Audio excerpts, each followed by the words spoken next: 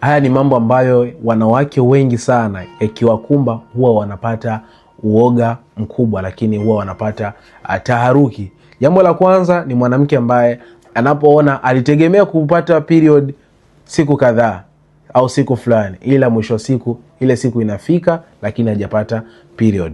Lakini jambo la pili ni mwanamke ambaye anaona alikuwa anapata period kama kawaida siku ile ila anaona period yake inaendelea kuongezeka, siku zinaongezeka za kupata hedhi. Lakini jambo la tatu ni mwanamke ambaye alikuwa anapata period vizuri kwa siku nzuri, ila anaona inaanza kupita, maana yake inaanza kushuka. Maana yake hapa ni kwamba alikuwa anapata siku 5, anaanza kupata siku 3, anashuka siku 2, alikuwa anapata siku 3, anapata siku 2 mpaka siku 1, nakuta anaingia tu leo kesho amemaliza. Hizi ni kati ya changamoto kubwa sana wewe mwanamke unatakiwa kuwa nazo makini sana, kwa sababu zinaweza zikawa chanzo cha wewe kushindwa tena kuona period yako.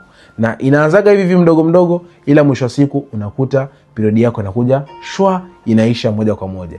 Sasa dawa zipo ambazo zinaweza kukusaidia kuweza kuondoa changamoto hizi, kwa sababu kwanza unatakiwa ufanyie uchunguzi wa kina, lakini pia kujua tatizo ni nini ambalo limesababisha hii hali. Na bado naendelea kuwasaidia wanawake ambao wapo serious na changamoto zao, lakini wanawake ambao wameshindwa kushika ujauzito ndani ya muda mrefu sana.